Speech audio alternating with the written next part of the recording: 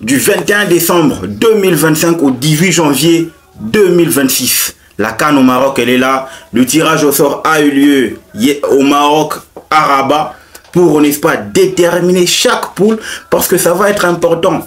Ici, c'est l'élite qui commence. Bien avant que je ne puisse développer cette vidéo, commence par t'abonner, liker et partager la chaîne. L'objectif 10 000 abonnés avant cette CAN.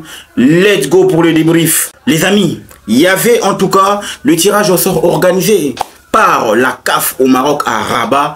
Voilà, on a eu à assister, n'est-ce pas, à des interviews, à des analyses avant, pendant et après la CAN, après tirage bien sûr. Et on a eu gain de cause parce qu'aujourd'hui, la CAF révèle au travers de son tirage au sort ces 6 groupes. En tout cas, c'est relevé, je vous assure. Et ici particulièrement, on va en tout cas s'intéresser à notre groupe. Le groupe qui héberge la team 243, les Banamboka. Voilà, avant que nous allions loin, en tout cas, c'est important de pouvoir rendre hommage à nos victimes de Goma. C'est le plus important, les amis. Je suis de cœur avec eux.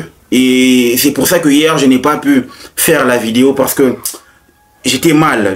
J'étais mal, je me disais, il fallait d'abord que je digère cette info, que je digère cette amertume pour pouvoir prendre une vidéo aujourd'hui. Donc en gros, nous compatissons, nous sommes de cœur avec eux. Le plus important, c'est qu'on veut l'unité. C'est le plus important. On veut l'unité, c'est juste la paix qu'on veut. On est un peuple tranquille, un peuple qui adore la paix et qui adore faire la fête, qui adore également fraterniser. On est des frères, les amis. C'est le plus important, pas de guerre. On a toujours dit, vous voyez, make wine, not war. Faites l'argent, pas la guerre. C'est le plus important. Donc les amis, on y va avec le premier groupe. Là, c'est relevé groupe A. Maroc, Mali, Zambie, Comores. Groupe B. Égypte, Afrique du Sud, Angola, Zimbabwe. Groupe C. Nigeria, Tunisie, Ouganda, Tanzanie. Groupe D. Sénégal, RDC, Bénin, Botswana. Groupe E. Algérie, Burkina Faso, Guinée équatoriale, Soudan. Groupe F.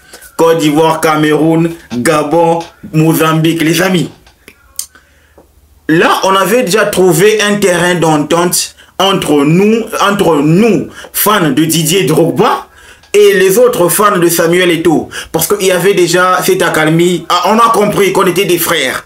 Mais la CAF, étant donné qu'elle est maligne, elle a remis, en tout cas, elle a récidivé en nous replongeant dans l'histoire. On va avoir droit à un match Côte d'Ivoire-Cameroun. Vous savez très bien qu'en poule, ça pardonne pas. Ces deux pays-là, je sais pas ce qui est important. Mais on va nous s'intéresser à notre poule. Sénégal-RDC. Les amis, on les a joués à Diamadio. Ah, vous allez m'excuser, mais cette fois-là, vous êtes des vétérans. On vous couche. C'est le plus important. On vous a joué à Diamadio, un but partout. Vous vous rappelez la saison dernière, ou encore le mois de novembre, si je ne m'abuse, octobre-novembre, si je ne m'abuse, on les a joués un but partout, n'est-ce pas? But marqué par Fiston Kalala-Maël, c'était génial. Et on a vu que Berthaud, ces jours-là, il était imparable, les amis. Et c'est pour ça que avant, d'abord, cette CAN, on va jouer encore le Sénégal pour le compte des éliminatoires de la Coupe du Monde de la Coupe du Monde 2026. C'est là que ça devient intéressant, les amis. Pourquoi?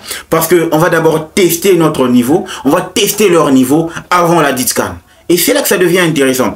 Les points, je dirais que ici, c'est vrai en termes de résultats récents, en termes d'historicité récente de la CAN, je pense que le Sénégal est favori de cette poule parce que oui, le Sénégal a atteint beaucoup plus de demi-finales que la RDC depuis 2019. Ouais, donc en gros, nous on est en train de on est en train de bâtir une équipe qui pourra être à même d'aller chercher cette équipe sénégalaise là, d'aller chercher en tout cas cette CAN là. On va pas se limiter que au Sénégal. On veut vraiment faire des choses comme des grands. Aller chercher en tout cas cette CAN qui nous échappe depuis 74, les amis. Ça passe par réaliser déjà une très bonne phase de groupe parce que ici je vois le Bénin et le Botswana. Le Botswana qui commence à avoir un football qui est en tout cas intéressant avec ses clubs, etc. qui arrive quand même à faire des bons résultats en compétition africaine de la CAF. C'est important de le souligner parce que le Botswana a pris conscience que à partir du moment où elle va injecter de l'argent dans son championnat, elle va commencer à faire des bons résultats. Et ça commence à donner. Je pense qu'ils sont aussi dans le modèle de la Tanzanie. Donc en gros, on investit dans le football local, question que nous ayons une base nécessaire afin de puiser dans ce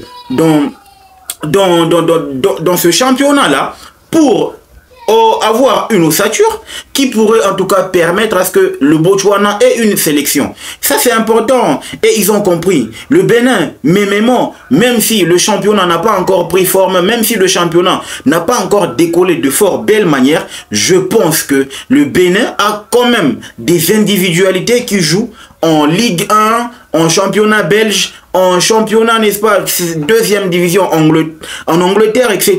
Donc, en gros, le Bénin aura toujours une ossature. Parce que moi, je pense que déjà avec leur gardien Alakbé, qui joue dans un très bon championnat, je pense en France, il est dans un très bon club. Et je pense que ici, ça va être question de respecter chaque adversaire. Parce que oui, on va partir du principe que le Sénégal, c'est la tête d'affiche ou encore le favori pour la poule. Donc, en gros, toute la pression de la poule va reposer sur lui. Mais, il y a aussi la RDC qui va être attendue au tournant. C'est là que moi, j'appelle à une très bonne préparation. Déjà, on doit se servir de ces éliminatoires pour la Coupe du Monde 2026, de jauger et de commencer déjà à avoir des stratégies nécessaires. Question d'aborder, en tout cas, la CAN. Moi, je préfère tester des choses lors de ces éliminatoires, bien sûr avec une ossature bien aguerrie, bien sûr avec une équipe type qui est en tout cas bien aguerrie. On ne tâtonne pas, mais tester des stratégies, pas de nouveaux joueurs à part entière. Non, on commence à injecter certains pions, voir qu'est-ce que ça donne au sein de la sélection, si ça peut en tout cas aider lors de la prochaine CAN. Je préfère qu'on fasse cela parce que c'est important au lieu de commencer à tester dans des matchs amicaux. Vous savez que dans des matchs amicaux, les équipes se cachent et les équipes ne se dévoilent pas, Et c'est pour ça que comme on aura pratiquement 4 matchs, pour le compte des éliminatoires de la Coupe du Monde 2026, je pense qu'on va devoir se servir de ça pour être au point et voir où on en est avec les cadres, les nouveaux et ceux qui étaient là avant ce rassemblement. Ok, c'est pour ça que je dis, quand je regarde ce tirage au sort et ces 6 poules, en tout cas, toutes les têtes d'affiche sont bien reparties. C'est là que je me dis, la CAF sait exactement où elle veut aller. La CAF veut maximiser les recettes à partir des 8e de finale. Parce qu'à partir des 8e de finale, il y aura des grosses affiches. Oui, c'est certain. Il y aura des grosses affiches. C'est ce que moi je me dis. Ici, il sera question d'être au point physiquement, d'être au point mentalement. Parce que vous savez très bien que nous, on va aller jouer au Maroc, la RDC. Vous savez très bien que c'est vrai, le Maroc, c'est un pays en tout cas accueillant, mais le Maroc, ça reste notre adversaire en termes de football. On s'est tellement affronté avec ce pays-là, et je pense que si jamais il y avait demi-finale RDC-Maroc, pour accéder à la finale, les amis, il faudra être fort mentalement. On est au Maghreb, les amis, on sait ce que ça veut dire. Donc, en gros, il faut être au point. Je pense que le plus important ici, la CAF a le groupe, en tout cas, tous les favoris. Mon pronostic, c'est que si jamais dans le statut se faisait respecter, en tout cas, il n'y aura pas de surprise parce que le tirage au sort est très équilibré que je ne vois pas, pour moi, je ne vois pas la poule de la mort. C'est vrai, quand on prend le groupe Côte d'Ivoire, Cameroun, Gabon, c'est vrai, le Gabon avec Aubameyang, mais c'est un Aubameyang qui est au soir de sa carrière. Ça aurait été le vrai Aubameyang, mais comme on dit, la panthère ne dort jamais, hein? ne meurt jamais, elle dort, tu vois. Donc, je pense que je pourrais prendre le groupe Gabon, Côte d'Ivoire, Cameroun comme étant la poule qui va un peu avoir des suspens, hein? Parce que le Gabon va arriver en petit poussé pour faire la surprise. Le Cameroun, c'est vrai, c'est une grande nation, mais c'est plus que c'était auparavant. La Côte d'Ivoire championne en titre. On a vu comment est-ce qu'elle a remporté la CAN. C'était une baraka. Ouais, mais les amis, si jamais Louis Gasset était resté on ne parlerait pas de la Côte d'Ivoire championne. Donc remerciez le Maroc, les amis. Et arrêtez avec l'orgueil. Arrêtez avec l'orgueil. Arrêtez avec ça. Remerciez le Maroc, les amis. Et surtout, remerciez votre arbitre là. On arrive cette fois. On est en tout cas méchant. J'ai pas oublié la demi-finale. J'ai pas oublié en tout cas la manière dont vous avez joué cette demi-finale. Avec tout ce que vous avez ramené au-dessus, on n'a pas compris. C'est l'Afrique quoi. Bon, c'est ça le plus important. La fête. Le football africain va en tout cas célébrer la fête. C'est pour ça que, pour moi, j'ai donné mon avis. Je vois la RDC minimum deuxième de cette poule et aller en tout cas affronter moi je pense qu'il faut finir d'abord en deuxième position ou en première, hein, parce que à partir du moment où on va aller chercher cette meilleure troisième place là, ça va pas être cool, parce que généralement on va tomber que sur du lourd. Donc en gros c'est important de pouvoir bien se préparer, bien organiser en tout cas notre rassemblement, bien organiser nos matchs. Je compte sur Sébastien Desabre à l'idée d'avoir des bons pions, de bons joueurs qui peuvent quand même être en mesure de nous amener au haut niveau. C'est vrai, on a fait une demi-finale minimum, ce que j'attends, encore une demi-finale minimum. Au maximum, on peut atteindre une finale. Ça nous échappe depuis 74, les amis. C'est le plus important. Focalisons-nous sur ce qu'on a fait pour pouvoir bâtir un groupe solide qui va aller chercher quelque chose au Maroc. Les amis, je ne pouvais pas finir cette fois, pour la toute première fois, chaque équipe, en tout cas 24 équipes, et chaque équipe aura son camp de base, entièrement dédié à elle. Donc il n'y aura pas cette cohabitation avec une autre sélection. Non, non. Vous allez vous préparer sereinement dans votre camp, à votre guise, et il n'y aura personne pour vous espionner, pour en tout cas espionner ou moucharder ou tout ce qui va avec. Non, ça va pas être possible.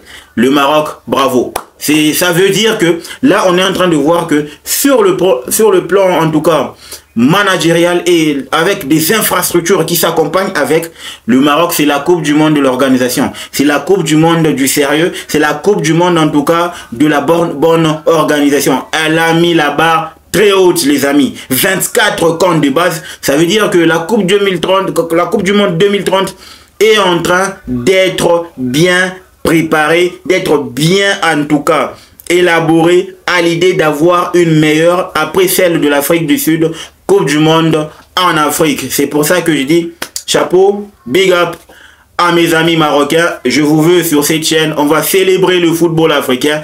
On va adorer. Le plus important, c'est le fair play, fair play, fair play, fair play. Les amis, je vous laisse sur cette petite interview, en tout cas donnée par nos amis de Talent d'Afrique à Yohan Wissa. Voilà. Avec Yohan Wissa, bien sûr, j'arrive. Sur le pronostic de notre poule. Pour le moment, portez-vous bien, je vous laisse la santé d'abord, surtout paix à Goma. Le football mérite d'être vécu. Ciao. Salut Yohan, merci en tout cas d'avoir effectué le déplacement depuis l'Angleterre. On va bien évidemment en parler de vous ce soir, que ce soit en sélection ou avec votre club de Brentford. Je vous propose, actualité oblige, de réagir quand même à ce tirage au sort. Ça vous inspire quoi, ce tirage de la RDC? Déjà, bonsoir à tous. Bonsoir. Je pense que c'est un bon tirage. Même si voilà, on tombe face au Sénégal, c'est un groupe assez homogène. On va retrouver le Sénégal qu'on affronte pour la Coupe du Monde. Et le Bénin et le Botswana qu'on va découvrir, surtout moi. Ouais, ça va être, espérons, une bonne CAN. C'est vrai que le Bénin qui était déjà dans votre groupe de qualif de la dernière Coupe du Monde, mais aussi de la CAN.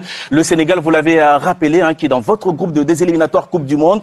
Vous avez réussi à aller accrocher un nul du côté de Diamniadio. Est-ce que ça reste malgré tout voilà, une équipe redoutable dans ce groupe? Bien sûr. C'est une très grosse nation africaine avec des très très grands joueurs. Ils l'ont montré, ils l'ont démontré, encore démontré. Donc voilà, pour nous, voilà, c'est quand même un très gros match. Mais si on va avec notre force, on sait qu'on peut faire des grandes choses. On a accroché un match nul, on savait que c'était un match compliqué contre eux. Mais au final, on sort avec un point. Espérant les retrouver avec le sourire à la fin.